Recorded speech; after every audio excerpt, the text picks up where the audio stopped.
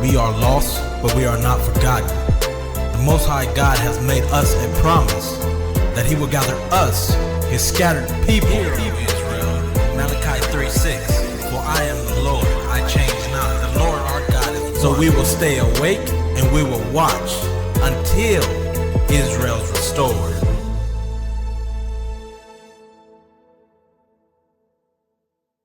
And so it begins.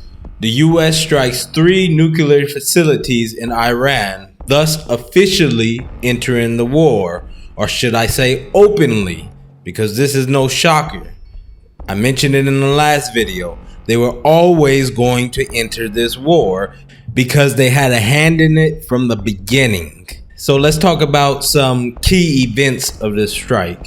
The U.S. claims that they made the strikes were successful, and the strikes took out the nuclear energy, the uranium. But there's reports saying that they only affected the entry and exit tunnels, and they did not damage any uranium.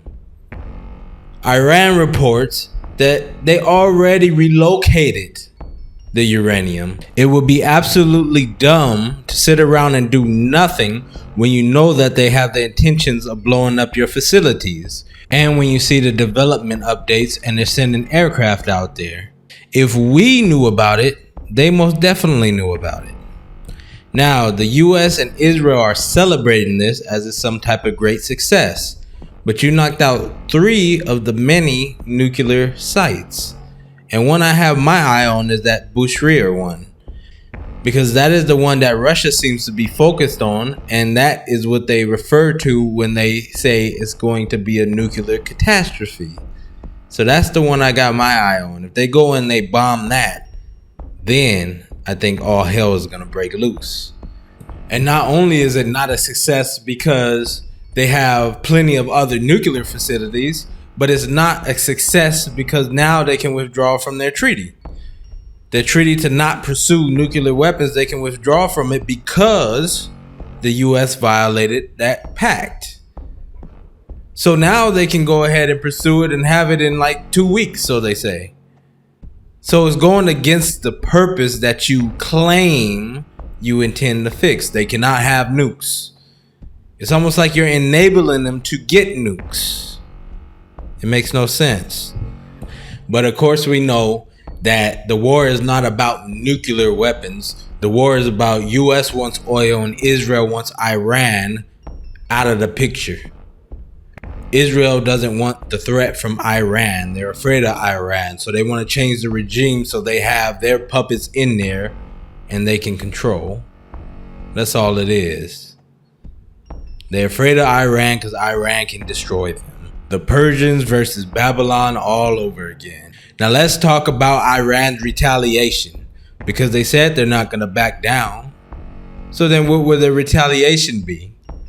In fact, after the US bombed their 3 sites, they sent missiles towards Israel and bombed some more of their stuff. So they're saying, oh, you want to come mess with us? Watch this. In addition to that, Iran and Russia are having a meeting to discuss their next plan of action. So Israel want to bring in a bigger power, the US. Well, we're going to bring in a bigger power called Russia. Every day we're getting closer and closer to that nuclear war. We're getting closer and closer to that World War III, that end game. Now, what can Iran do to strike back at the US? One, they can do a physical strike on their military bases that's out there in the Middle East, Kuwait, Qatar, places like that. Or they could do an indirect blow, meaning not a strike with missiles, and shut down the Strait of Hormuz. And this is going to affect the world's economy because 20% of the oil goes through that strait. So if they close that down, it's going to affect everybody, but it's going to impact the US greatly. And if they choose to attack with missiles, the US bases out there, then that is going to greatly escalate the conflict. Which path they will take and who else will get involved, only time will tell. But again, like I said in the last video, if you believe in the one true living God, is to keep his laws, commands, and statutes so he can aid and assist you through these troubling times. That wraps up this video. Be sure to Like, comment, subscribe. Much love, and until next time, shalom.